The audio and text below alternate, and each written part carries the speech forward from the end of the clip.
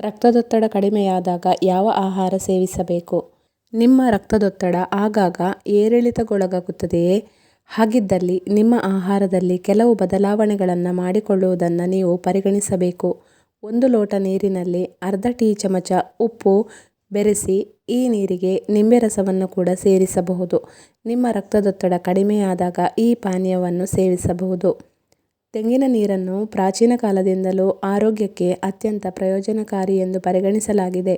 ಕಡಿಮೆ ರಕ್ತದೊತ್ತಡಕ್ಕೆ ಪೌಷ್ಟಿಕಾಂಶಯುಕ್ತ ತೆಂಗಿನ ನೀರನ್ನು ಕುಡಿಯಲು ಆರೋಗ್ಯ ತಜ್ಞರು ಶಿಫಾರಸು ಮಾಡುತ್ತಾರೆ. ಹೆಚ್ಚುವರಿಯಾಗಿ ಕಡಿಮೆ ರಕ್ತದೊತ್ತಡಕ್ಕೆ ಮೊಟ್ಟೆಗಳನ್ನು ಸಹ ಸೇವಿಸಬಹುದು.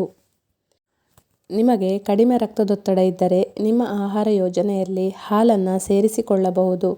ಚೀಸ್ನಲ್ಲಿರುವ ವಿವಿಧ ಪೋಷಕಾಂಶಗಳು ಕಡಿಮೆ ರಕ್ತದೊತ್ತಡವನ್ನು ನಿವಾರಿಸುವಲ್ಲಿ ಪರಿಣಾಮಕಾರಿ. ಆದರೆ ಅತ್ಯುತ್ತಮ ಫಲಿತಾಂಶ ಪಡೆಯಲು ಈ ಆಹಾರಗಳನ್ನು ಸರಿಯಾದ ಪ್ರಮಾಣದಲ್ಲಿ ಮತ್ತು ಸರಿಯಾದ ರೀತಿಯಲ್ಲಿ ಸೇವಿಸಬೇಕು. ರಕ್ತದೊತ್ತಡ ಕಡಿಮೆ ಇರುವಾಗ ಕೆಲವು ಹಣ್ಣುಗಳನ್ನು ಸೇವಿಸಲು ಆರೋಗ್ಯ ತಜ್ಞರು ಶಿಫಾರಸು ಮಾಡುತ್ತಾರೆ. ಬಾಳೆಹಣ್ಣಿನಲ್ಲಿ ಪೊಟ್ಯಾಷಿಯಂ ಸೇರಿದಂತೆ ಹಲವಾರು ಪೋಷಕಾಂಶಗಳು ಗಮನಾರ್ಹ ಪ್ರಮಾಣದಲ್ಲಿ ಇರುತ್ತವೆ. ಇದು ಕಡಿಮೆ ರಕ್ತದೊತ್ತಡವನ್ನು ನಿವಾರಿಸುವಲ್ಲಿ ಪರಿಣಾಮಕಾರಿ.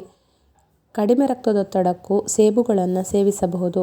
ನಿಮ್ಮ ರಕ್ತದೊತ್ತಡ ಕಡಿಮೆ ಇದ್ದರೆ ನಿಮ್ಮ ಆಹಾರ ಯೋಜನೆಯಲ್ಲಿ ಕಿತ್ತಳೆ ಹಣ್ಣುಗಳನ್ನು ಸೇರಿಸಿಕೊಳ್ಳಬಹುದು.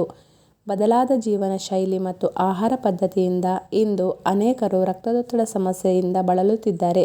ಜೀವನ ಶೈಲಿಯಲ್ಲಿ ಬದಲಾವಣೆ ಮಾಡಿಕೊಂಡರೆ ನೀವು ಸಮಸ್ಯೆಯಿಂದ ಮುಕ್ತಿ ಪಡೆಯಬಹುದು.